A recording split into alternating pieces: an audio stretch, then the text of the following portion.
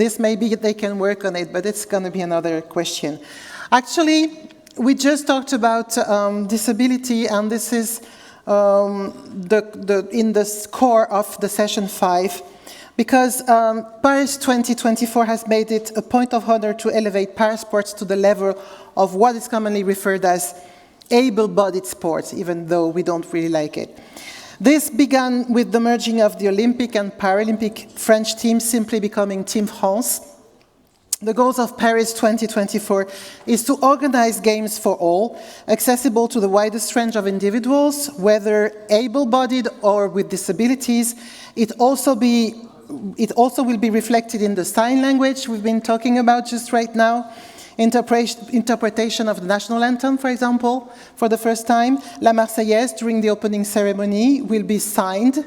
And additionally, we have a DJ from Marseille, Pone, who is now immobilized by the amyotrophic lateral sclerosis. He will be heading the closing ceremony of the Paralympic Games with the final live performance at Trocadero. He will present a piece that he composed himself using eye control software. So it's all about inclusion. It's all about driving people together. Paris 2024 is breaking down barriers and ensuring inclusivity across all sporting events. This session now examines how Parasport can transcend the field of arena, generating broader change and societal inclusiveness. Parasports events can serve as catalysis for raising awareness, incredible visibility, and celebrating these athletes. And longer terms, these events can accelerate positive wider changes and lead to city policies more oriented towards inclusivity and accessibility, such the one we just experienced with Carrefour. Toyota is a major sponsor of the AOC over the question of accessibility and inclusivity. Start your impossible. It's only logical that the moderator of this session is the head of mobility and partnership for Toyota in Paris, Mr. Charles Olivier. Good afternoon, everyone. Very happy to be here with you today. I'll be moderating this session. It has been a very important journey on Toyota's side to see how mobility was going to create opportunity for people with disability or any kind of mobility restriction. And today we have a very relevant panel to discuss with us, which we will be introducing very soon. From my side, I'll be moderating this event, and you will have the opportunity to ask questions. So I very much look forward to having your input and to understand also what you want to see from Toyota's side and learn from those cities. So thank you very much. So we have basically 3 members from the panel today. The first one is Mr. Andrew Parsons, which is the president of the International Paralympic Committee. So please welcome him. So obviously, it's a very, very important opportunity for us to hear directly from someone which has been working for a long period of time on different Olympic and Paralympic games. And we look forward to hear about his experience recently on some of the games that he has been managing. We also have the opportunity and the chance to host Gabriele Freitag from Germany, which is head of the Directorate of Sports for the Berlin Senate Department. Welcome, Gabi. So Gabi is a former athlete and has been working in the field of sport for a very long period of time. And we also have a common experience where the Special Olympics, which were held in Berlin last summer, were a very successful event. So we see that the expansion of the, let's say, scope of people practicing sport and being exposed to large global event is increasing. And finally, connected with us, I don't know if we will have the chance to see her on the screen yet or not, but we'll have Miss Dr. actually, Deepa Malik, which is the president of the National Paralympic Committee of India. Welcome, Deepa.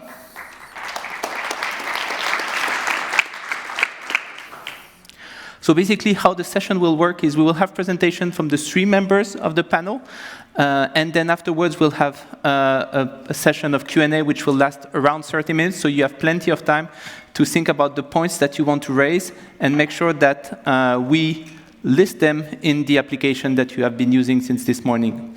So from my side now, I will sit down and I will give the opportunity to Andrew to go and share his presentation and experience. Thank you very much.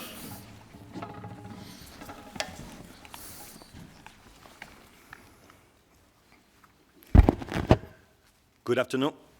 Yeah. Good afternoon, everybody. Good afternoon, my colleagues at the panel. Good afternoon, Deepa, my dear friend. Deepa is also a Paralympic athlete, so it's good to notice that she's also a Paralympian, not only a leader of the Paralympic movement in India. Well, good afternoon, everyone. On behalf of the International Paralympic Committee and the Paralympic movement, it's a privilege to speak with you today about the transformational impact of Paralympic sport and of the Paralympic Games. The Paralympic Games are not just the 3rd largest sport event on the planet, they are the biggest showcase of persons with disabilities on the world stage. There is no other event in the world, in any area, economy, politics, art, culture, that has global impact, that put persons with disabilities center stage, as the Paralympic Games does. The thread that weaves through everything the IPC does is that change starts with sport. The Paralympic Games create a ripple effect that is felt in 3 ways. Locally, they transform the lives of every athlete who experiences the Games. Nationally, the Games are once-in-a-generation catalyst for transforming communities in a whole city and country. Sorry, the presentation is going faster than I would expect. Globally, the Paralympics are leading a human rights movement working to effect change for the world's 1.2 billion persons with disability, representing 15% of global population. The IPC vision is to make for a more inclusive world through parasport.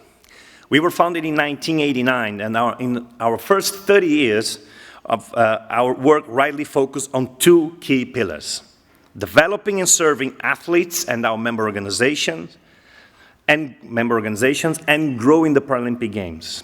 When I became president in 2017, we introduced a 3rd pillar to the IPC's work, which focuses on human rights and advocacy. Through this 3rd pillar, we highlight the transformational long-term impact the Paralympic Games have in encouraging host cities and countries to create more inclusive societies. And we know this is possible. Let me take you back a decade to the London 2012 Paralympic Games.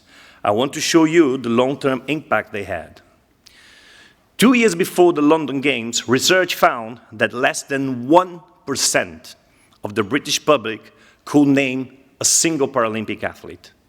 And many felt the Games were only of interest to persons with disabilities. The challenge that was laid bare: how do you create a more inclusive world if persons with disability are invisible? The answer is that it needs brave people to provide a platform. That's why I want to highlight the UK broadcaster Channel 4. They had an unbelievable impact, not just on London 2012, but on the Paralympic movement when, on 17th July 2012, they broadcast this advert for the very first time, which was the Channel 4 Meet the Superhuman campaign. They did more in 90 seconds to promote and shift views about Paralympics than arguably the last 90 years of promotional work. The TV campaign, combined with a successful warm-up event called Olympic Games, meant demand for Paralympic tickets skyrocketed, and before long, we had sold a record 2.7 million tickets. When the Paralympians took center stage, they delivered pulsating sport and performances that were not just out of this world, but all over the planet. London 2012 delivered a record global TV audience of 3.8 billion people. Persons with disability also took center stage in front of the camera. For London 2012, half of Channel 4's presenting team had a disability. No sports broadcaster in history had ever been that brave. For the last edition of the Paralympic Games in Tokyo and in Beijing Winter Paralympics, 100% of all the presenters in Channel 4 in front of the camera had a disability. When you positively promote parasport and normalize disability, it has an impact. Past 2012, 1 in 3 people, which is 20 million UK citizens, could name at least 5 Paralympians. More importantly, the same numbers said that the Games changed their attitudes towards persons with disabilities. That attitudinal change created a transformation and one of London's most important legacies. By 2018, there were 1 million more persons with disabilities in employment in the UK. That change starting with sport. But the Paralympics don't just transform attitudes, they change laws too. When the Games were awarded to Tokyo, the IPC worked with the organizers to determine what the biggest barriers to access will be. Access in buildings and public spaces, a lack of accessible hotel rooms, and the need for more accessible public transportation. All of these things were a direct result of disability being something that traditionally Japanese society had shied away from. This time, the brave people enabling change were the Japanese government. Again, working with the IPC, and thanks to the spotlight of the Games, the Universal Design Act was passed, which required facilities to be barrier-free. A new law requiring a minimum of 1% of hotel rooms to be fully accessible was passed, and Tokyo's transportation system went from 70% accessibility to 100% of the system being accessible in time for the Games. This is also a result of the mindset of the Japanese society before the Games. And when it comes to accessible rooms, for example, if persons with disability, they don't travel for leisure and for business, why we would have to have accessible rooms?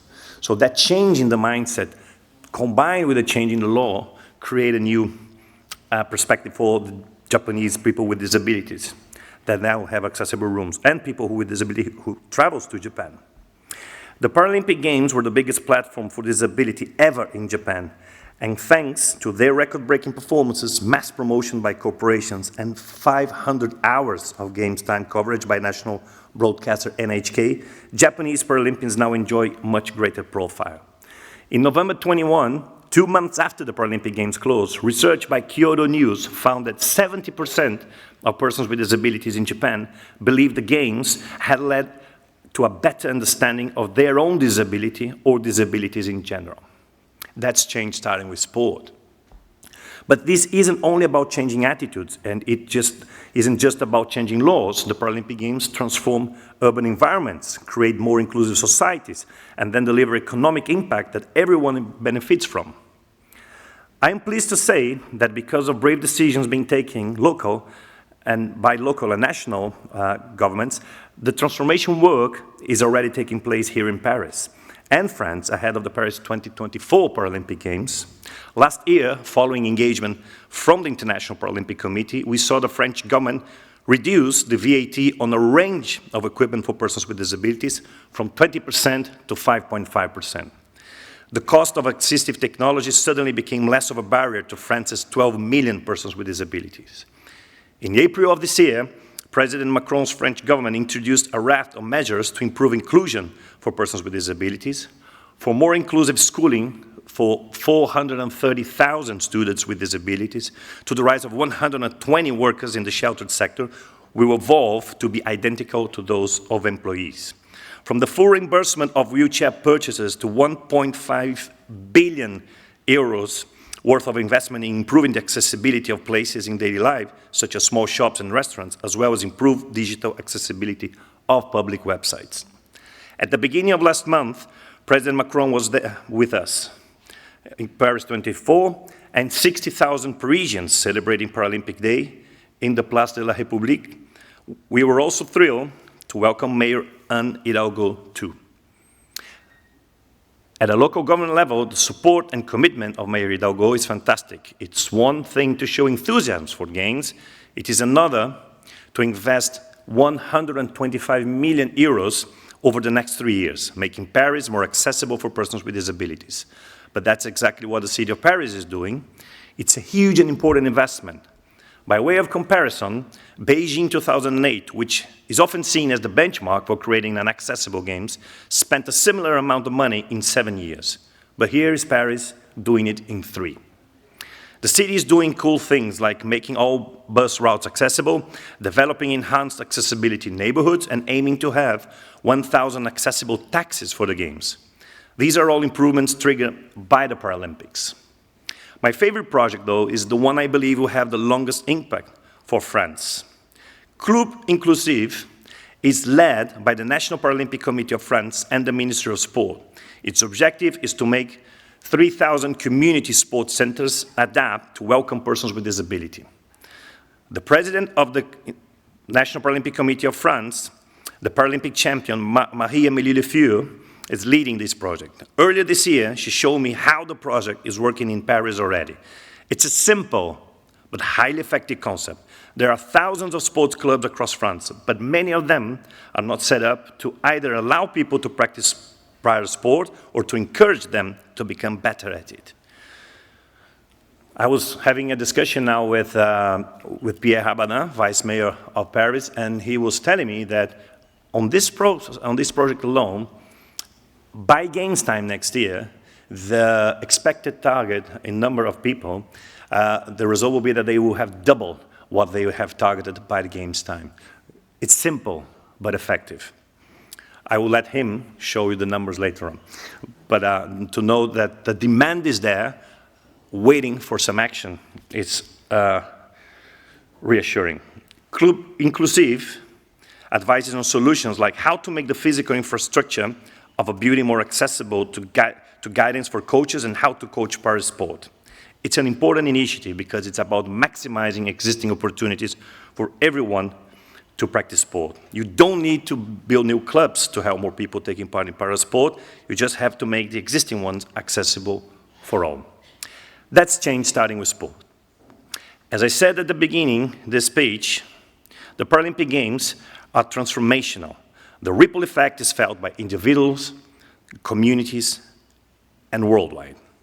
Across France now, men, women, and children with disabilities are becoming more active in their community and healthier. And it makes so much financial sense to do this. You are investing in 15% of your population and unleashing their potential to benefit your economy. And that's the unique opportunity offered by the Paralympic Games as a global sport event.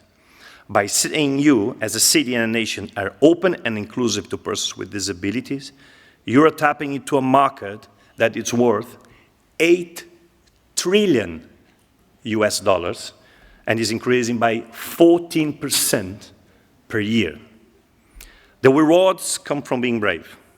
We want to change the world with the Games. And if you want to change the world with us, then simply host Paralympic Games. Thank you very much. Merci beaucoup.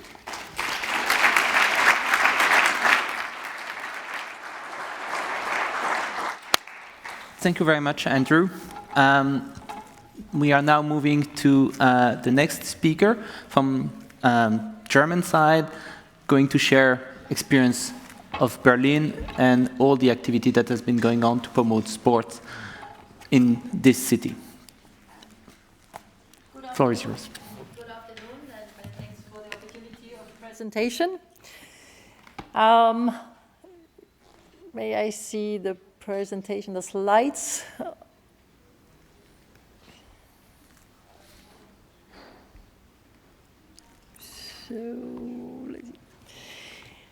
So let me start. Yeah, here we are. Thank you so much. Berlin was a very proud host city of Special Olympics World Summer Games this summer in its 16th edition, and it was a record-breaking event in many dimensions. So we had over 7,000 athletes, 25 disciplines, 190 nations, and a media alliance which secured enormous coverage of the Special Olympics World Games. The sports metropolis was quite well prepared with its existing sports facilities and infrastructure for the largest multiple sport event in Germany since the Olympic Games 1972 in Munich. The Olympic Park was one of our main hubs, for example, for soccer, athletics, horse riding, and of course the Olympic Stadium for the opening ceremony. And our venues, different venues, together with public spaces in front of the Brandenburg Gate and the Red City Hall, we installed temporary facilities and stages, so we made the whole city as an arena for the Special Olympics World Games.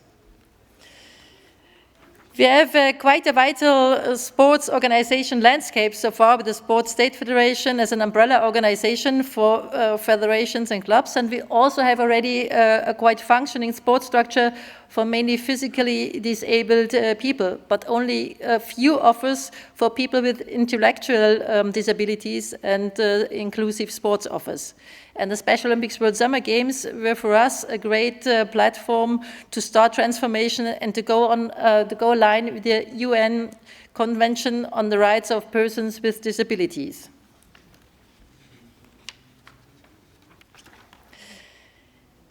The Special Olympics World Games, they were really a very impressive event for us in the city, and we all got really inflected with what happens during the time in Berlin. The SOWG served for us a benchmark for future sports events in Berlin and their social sustainability. We gave an additional funding of 5 million euro to a complementary sustainable program. It's called Inclusion 23, and it's focused on Berlin. And it was set up for a project group with from the Senate Department to support the Special Olympics World Summer Games local organizing committee and develop together own sustainability program. The video with impressions from the Special Olympics World Summer Games will be shown at the end, just to get not into hustle in between the presentation. We had a close cooperation with the local organizing committee. Together with them, they had their legacy program aimed for over whole Germany, and the key program was called so-called host town program. That meant that every of the 190 delegations stayed in a city or town all over Germany for 4 days in prior of the event. So, and the host towns had to prepare inclusive programs, and many of them came to Berlin afterwards to cheer for the guest teams. So they built up friendships. It was intercultural learning, of course, because of the 190 different nations, and they built up long-term relationships. And for us, the visibility of the Special Olympics World Games and the awareness of inclusion was massively increased all over Germany. Our main transportation hubs, the airport and the main station, they were quite challenged because due to the host town program, all the 119 delegations came on the same day to Berlin, mainly by train. And the train stations really have to learn and to deal with it, with the different needs and the special needs from the delegations. And the same when 8 days later, they went mainly off by plane on the airport and to manage all the special equipment and the delegations and the vital authorities. So it was a really training program for a public transportation system as well.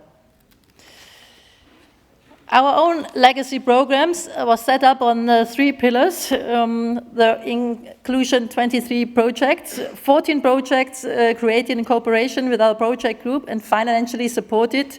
They were designed to establish sustainable inclusive structures. The second pillar, Inclusion 23 Impacts, was more focused on policy issues.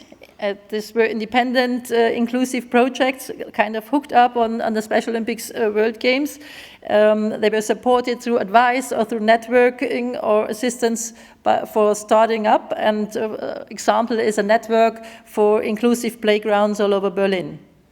And the third pillar were Inclusive 23 events that encourage exchange and networking, bringing stakeholders together to promote inclusion and increase awareness, like fireplace talks on different areas and different disciplines in culture, in science, and in our labor market, and topics like that. Just to give you an idea about the funded projects, one was a funding of a coordination office. This is now installed permanently, but they bring together all sports offers, clubs, federations, and also other organizations offering inclusive sport, and to build up a network to do so. Also, our state museums discovered that they might not as inclusive as they thought to be, and so they worked out on a project together with people with intellectual disabilities to improve their offers, and this is always also a legacy. Still, their exhibitions and their offers are more inclusive than ever before. Our public transportation system developed an app in easy language and with all necessary accessibility information you need to travel with public transport during the city. And fourth example is a so-called serious game. This is a personal development online tool for several thousand people working in our public administration and doing civil service, so that they raise their awareness and learn to deal with the different needs and affections. Our long-term legacy is investments also in sports infrastructure.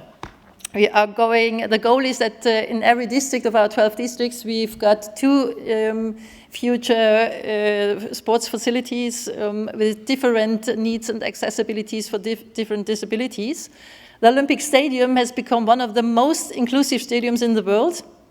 And we renew our Friedrich Ludwig Jahn Stadium as a completely inclusive stadium, and will accommodate a center of inclusion and is be designed for all. And we'll transfer our experience from the Special Olympics World Games to the UEFA Euro 2024.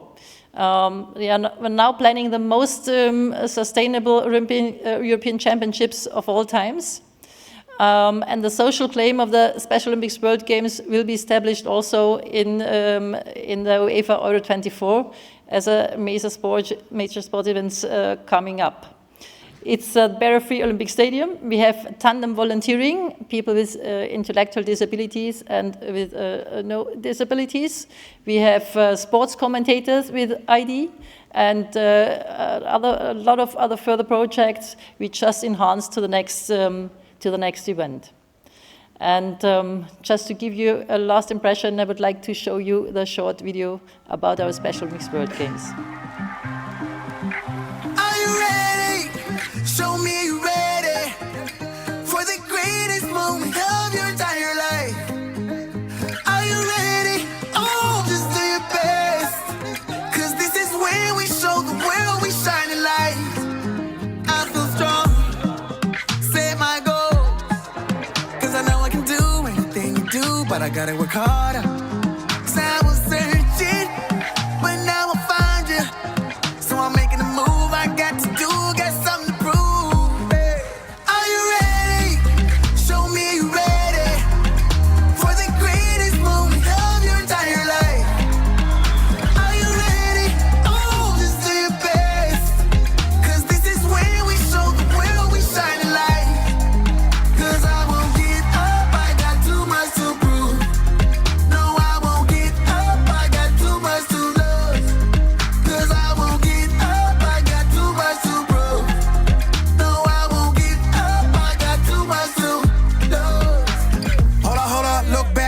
Yourself, we all together and gotta hide yourself. I mean, the spirit you got inside yourself.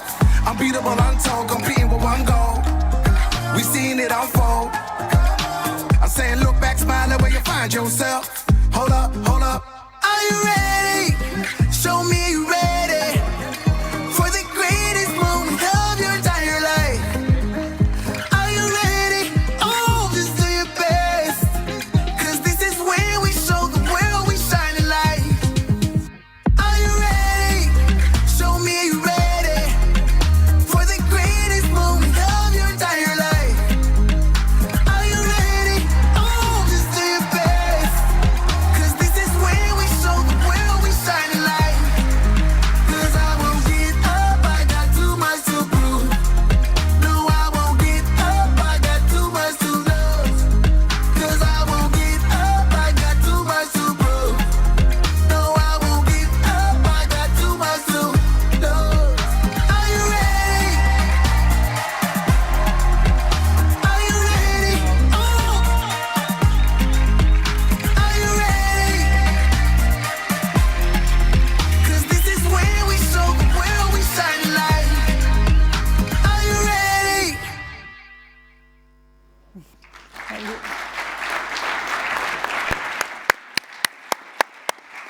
thank you very much. Very inspirational video. I think we will probably want a copy. It's very, very self-fulfilling. We have a last member presenting on this panel, which is Dr.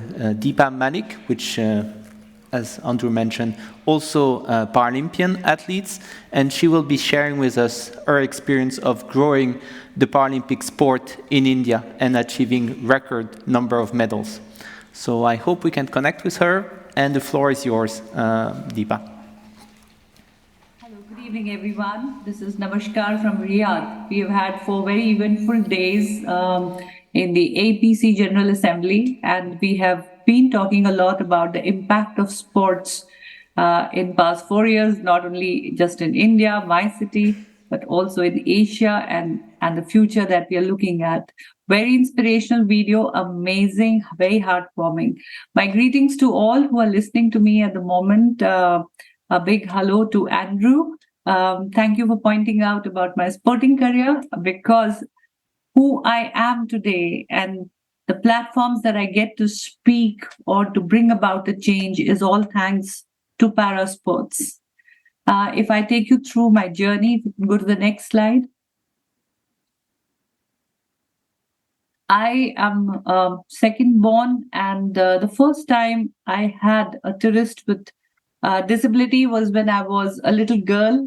4 years I could not walk because of deterioration, then diagnosis of the disease, surgery, rehabilitation, and I understood that rehabilitation for a young child was repeatedly doing different sporting activities or physical activities, because that is how I understood it. Well, in the next slide, you will see that I grew up pretty regular, in fact, a little out of the box for my days and times in a country like India, playing sports, doing biking, almost forgotten about disability. In the next slide, you see that I got married and I had a very regular life where I became a homemaker. Because I had forgotten all about the days of disability, I was a young child. But it came back when I had a premature kid in Devika. And further, Devika had a head injury due to a road accident as a very little girl, leading her to hemiplegia, left side of the body. And that's when it reminded me how people look at disability, and especially for a girl child. And just when I was struggling with her disability, my tumors came back, which you'll see in the next slide. And this time it was a permanent disability, because repetitive surgeries of different tumors at different levels left me chest below totally paralyzed. And with that came the challenges, a disabled mother bringing up a disabled daughter. And I understood the taboos around disability. And then I inspired myself and my spirit and my education that I have to make some change. But how am I going to bring about that change? So I started choosing mediums which had physical activity in it. I wanted to be a biker again, but I wasn't being heard by anybody when I spoke of driving in the rallies or trying to be biking again. Nobody believed in my physical fitness and nobody gave me. But the moment I joined the world of sports and I started winning medal, in the next slide you see that corporates then believed in me to give me funding to be a biker again, create some records, to high mountain car racing and car rallying, which also impacted, because it was an indirect impact. The faith in my ability came through sports. And when I did activities like these, it impacted the Motor Vehicle Act. They started accepting changes and modification to suit disability requirements in vehicles. They gave rally insurance, which is a high-risk activity, adventure activity, and of course, the driving license, which was never done before. So this is also an impact of sports activities that happen in your area, your region, or your country. In the next slide, you see that, if we can move to the next slide, how the media started writing about these sports, how In this slide, you see that I joined as a swimmer initially, and then whatever I did, whether I rode a bike, I won a competition, I won medals, the media started applauding it. So media also got impacted because it was never before that a person in disability got this kind of space in media. And media meant that people got focused towards the needs of the person with disability. Coming on a cover alongside Bollywood actresses did get the attention. And once again, these are the impacts of parasports that happen. If we go to the next slide, you can go to the next slide. You can see wherever we had, and especially when I turned an athlete into serious sports, my first major opportunity was the Commonwealth Games that were happening in New Delhi. If you see this, the preparation in the next slide, the preparation of these sports for the first time made the capital city of India, because it is here that you have all the governance, you have all the government offices, you have the parliament, and everything is here located, situated in Delhi. And there was a direct attention of the government to the requirements of persons with disability, because this was the first time there's going to be integrated sports. If you move to the next slide, if you go to the next slide, you will see how para athletes were rubbing shoulders with non-disabled athletes who were very famous, who were Olympic medalists. You can see Abhinav Bindra holding the flag and me right beside him. And even when they were making the infrastructure of the village, they had to go by the international requirements of accessibility. This was the first time seriously the city was talking about accessibility, be in local transport. The first time Delhi saw low floor buses. And if I go to the next slide, you will see how the Delhi Metro was made. And Delhi Metro, and now that has transcended not just in Delhi, over a period of the decade, the metros all over the country have taken off, and they are the most accessible public transport that has happened. The buses, for the first time, saw something called lifts for the wheelchair people. They made washrooms for persons with disability. They had tactile tiles. They had braille signages. And this, because was happening in the capital city, started reflecting into the policies, because we as sports persons then became the voice. If you see the next slide, I'll tell you some very major impacts that happened. Inclusive policies and implementation for parasports and persons with disability at large. Parasports got included in the central government target Olympic podium scheme for elite athletes. And today I proudly say that there are more para athletes in this funding scheme than non-disabled athletes. And our record shows that we are winning more medals than our Olympic athletes, or from the Asian Games recently held at Hangzhou. It is the para sports which has won more medals than the non-disabled sports persons. Job opportunities with regional governments based on para sports performance. Exponential increase in women participation in para sports.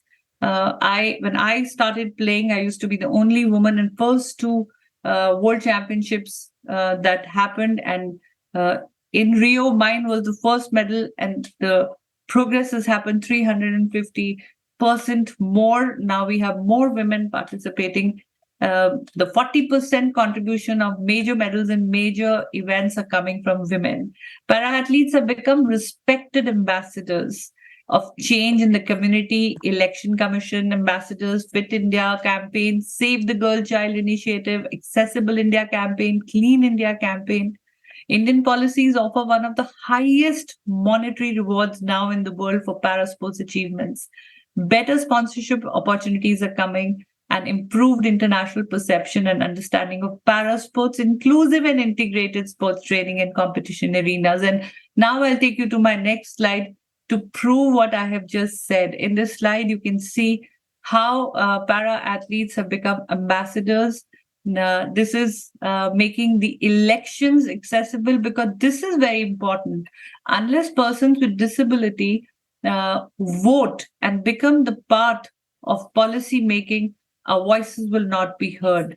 Next slide, you see how the EVM machines have got braille signages, and they are encouraging people in disability to come and vote and become a part of nation building. In the next slide, you see even healthcare. When we talk about long-term treatments like tuberculosis, they are using parasports athletes to speak about long-term management of body and body fitness, because people often leave treatments halfway. So they are using all para athletes to say that be consistent and learn to live on some kind of healthcare provisions. So what if they are long term? And if you go to the next slide, you're going to see this is something I'm really proud of. This is a new parliament building in which we all para athletes were invited on the inauguration very first day. And this was also the day the bill for 33% women inclusion in the parliament and into the politics and into the governance, which was declared on that day. And this is the day where we were taken to every nook and corner of the new parliament, and we noticed that every part of it has been made accessible for inclusions for persons with disability. And if we see the next slide, we see how corporates have now started coming mainstream, because the moment they see that para athletes are now being used as role models, ambassadors, and infrastructure is being created for us. Our sports are now being telecast on televisions, etc. So there is incorporation of mainstream funding also coming from known brands for long-term funding programs.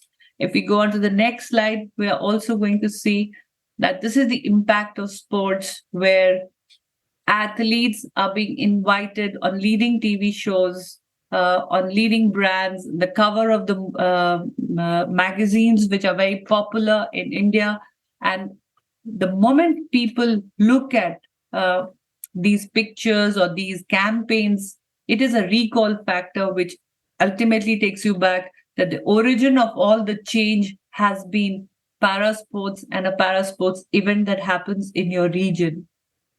And if I move to my next slide, I will bring your attention to 3 other sporting events which were on national level that we took to Odisha, one of the Indian states. And there we had our athletics, we had fencing, and we had para badminton competitions in that particular city. Bhubaneswar, which has become the hockey capital, now almost popular in the world. And this impacted and made the government realize how persons with disability also love sports. So the new, one of the biggest stadiums created for international hockey competitions. In the next slide, if you see, it impacted the architectural design, and I'm very proud to be part of this architectural design. Now, 500 wheelchair users, along with their family members, can sit and watch the matches, and they can choose their place of seating. There is no dedicated spot. Okay, you can only go to this particular gate, and you can enter the stadium from any gate and be on the stands in any corner of your choice with your family members. So these are the pictures where we were all invited, and we went and saw the matches when the World Cup were being hosted. This is the impact that is happening because of parasports in any place. And now my country, my government, in the next slide, you see the India as a nation. Can I request the next slide? Yes, it is emerging as one of the leading sporting nation. The focus of the government has come, and we are having various international events. The infrastructure is fast growing, and the happy news is that every time a sport is happening in the city, Parasports athletes are invited as guest of honors or to give away the prizes, or even in their invitation and movement, the accessibility is taken care of. Our Prime Minister, Honorable Modi, is personally interacting. In the next slide, you see every time the athletes are winning para medals, Honorable Prime Minister himself greets, meets, encourages, calls, and this is trickling down in all the government policies because it is coming top to bottom. When your Prime Minister of your country is personally interacting with para athletes, speaking about their achievements, talking about it in social media, the whole focus of the nation is now shifting towards para sports and its development. In the next slide, you will see a 34-acre dedicated excellence center for persons with disability. A sporting center is being created with multi-sports in Gwalior city. And it is also increasing the awareness by hosting educational programs, which are also going to be held in this center. So this was recently inaugurated by Honorable Prime Minister just a couple of months back. It is on the finishing stages, and we are very soon be able to have this state-of-the-art infrastructure for parasports in one of the cities. Moving on to the next slide, we have also taken forward the initiative of We the 15, which is a purple campaign. And we, as sports persons, taking it in alignment of IPC, we have taken this to the next level. We are having almost a 5-day Purple Fest. We had the first edition last year, and this year we're gearing up. And in this particular edition, we are also having a experiential zone which will be created by Paralympic Committee of India for persons with disability and non-disabled person to come and see and experience what is parasports and what is it all about. We are also going to host our National Para Athletics Championship alongside, and that will also bring more awareness and create. If we go to the next slide, I'm very proud to say that soon Delhi is going to be the host for the World Parachuting World Cup in the month of March. And once again, all the parasports facilities and shooting area and the ranges is being minutely looked into, and the infrastructure and everything around it, transportation, because we are expecting participation of more than 50 countries, that this is going to be a quota allocation competition, and maximum participation is expected from here. Athletes, shooters can earn quota for 2024 Paris. And the other good news in the next slide, which I'm very proud to say, that we have been able to include the biggest program of India run by the Government of India and Ministry of Sports is Khelo India. Khelo India has different levels of sports. It has school games, university games, it has youth games. It is from the grassroots that you pick the talent and you take it to the elite program. And young talent is you catch them young. And we have been able to now have Khelo India for Para Games, the first time ever, which is happening the next month. It will be all in all hosted, conducted, organized by the government. The only support Paralympic Committee is giving is technical support, and that also by just way of guiding them as to what are the nitty-gritties of parasports and how you conduct it. 7 parasports games are being conducted simultaneously. So you can see how other coaches, other technical officials, volunteers, government officials, stakeholders are being trained to conduct and host. Even the hospitality partners are being trained how to make maximum number of rooms accessible. We are also very proud to say that 12th Asian Para Track Cycling Championship, which is going to be held in February 2024, another sporting event which is going to force accessibility and change through sports in the country. It has been my endeavor as president of the Paralympic Committee and as a para athlete myself to make sure that we try and host our competitions in different cities every year. And we have taken it to different states, different cities, and every time we have taken a major sporting event to a different state, this has become a platform to talk about inclusive policies. In last 4 years of my leadership, we have been able to have more than 11 states change their policies and make it more inclusive for parasports. And this has been, if I go to my last slide, I have personally been part of many initiatives, conferences, and I get invited there because I'm a Paralympian, because I could win medals for my country. I could have the national anthem play at Grand Prix or different competitions where I won a gold. And it is this ability of being a parasportswoman which makes my voice stronger. As an experienced para-athlete, I work for disability rights, advocacy, parasports, administration, and consultant for disability has given me the leadership qualities so that I can be continuously a voice. And I think today having this conversation to be able to share a platform with my respected president, Andrew, and speak to an international audience and be very proud Indian, again, is an impact of parasports. Thank you.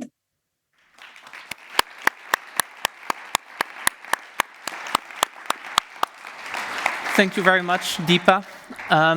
We will have a slight change. We will not be using Slido for the Q&A session because we need to keep Deepa online. And therefore, we will be opening the floor for a Q&A session. So to the people who are in the room, I apologize in advance for the people that are connected. And I'm very much looking forward to have any question from the floor. If someone wants to raise his hands, we have a microphone available. Thank you. I'm Joris Wils of the City of Antwerp. I have a question for Gabriela. You mentioned the Olympic Stadium in Berlin as the most inclusive stadium in the world. Can you make that concrete? Why is it the most inclusive stadium in the world? It's getting the most inclusive stadium in the world right now. We are still in several changes and constructions. For example, the seating was enhanced, also the functional systems. We have a signaging for an inclusive signaging. This is also something you may not have in mind before, that you need the different colors and also touchable signaging as well as optical things. The accessibility, the security accessibility is going to be open, and also support for people you need assistance for the commentators and so on. So we have really several different levels on barrier-free and accessible measurements for the Olympic Stadium. Thank you. Any other question from the floor? To Mr. Parsons or on Special Olympics, or maybe to Deepa for her achievement in India? Okay, so as we have time, I will take maybe the opportunity to have those three very, let's say, experienced members to talk about the fact that, as you could see, we had, of course, international games like the Paralympic game, we had Special Olympics, we had Commonwealth game, but we also saw that there are many other, let's say, global sports events, which can be national or international sports competition, which can help each city, so you don't have to be hosting a major event like the Paralympic game next year in Paris to trigger a discussion in your own city. So maybe I wanted to offer the opportunity to Andrew to maybe speak about what he has been witnessing from his side about how city can initiate the journey before they would actually aim for a very ambitious global event like Paralympic. Where to start? Well, it depends, of course, on the city and its appetite or where it want to go.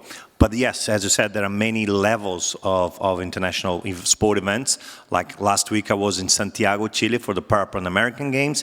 This year, we had 4 regional games, one in Hangzhou, China, one in Accra, in Ghana, and one in Rotterdam in the Netherlands. So you see the different types of the city, and you have national events, international event, multi-sport events, but you have international single sport games like the World Championship of Parathletics, or you can have European, or some of the events that Deepa was mentioning, like India is hosting the Asian Para-Track Cycling Championship. So there are multiple ways, but I think the main message here, Charles, is you can make any sport event accessible.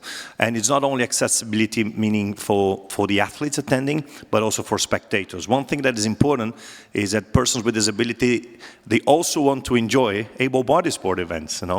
Whenever we start this journey to the Paralympic Games, we tell the cities, don't think that persons with disability will only come as spectators for the Paralympics. They want to go to the Olympics as well. So you have to think on accessibility during the whole 7-year journey. And good examples of that you can find in who have hosted the FIFA World Cup and Olympics, Paralympics in the past, in how to enhance a spectator with a disability, the experience of a spectator with disability, whether it's to access the stadium. For example, why you have only a specific sector in your stadium for persons with disability.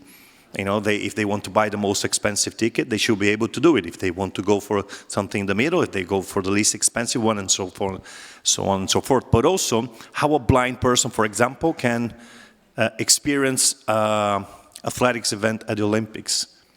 So you use technology, you use the earphones, you use ways of making sure that this person can take the best out of that sports session. And there are different ways of doing it. Of course, FIFA World Cup, they have the experience in football, but we also have the experience in other sports. And this is let's say, be inclusive. It's not only about the athletes on the field of play, but whoever wants to come and attend your sport competition. Thank you very much, Andrew. This is basically the end of this session. We have been exceeding a bit time and we are late, so unfortunately we cannot extend the Q&A session, but thank you very much for your time. Thank you, Deepa, for connecting. Thank you. And then I will let our host get you to the next panel session. Thank you very much.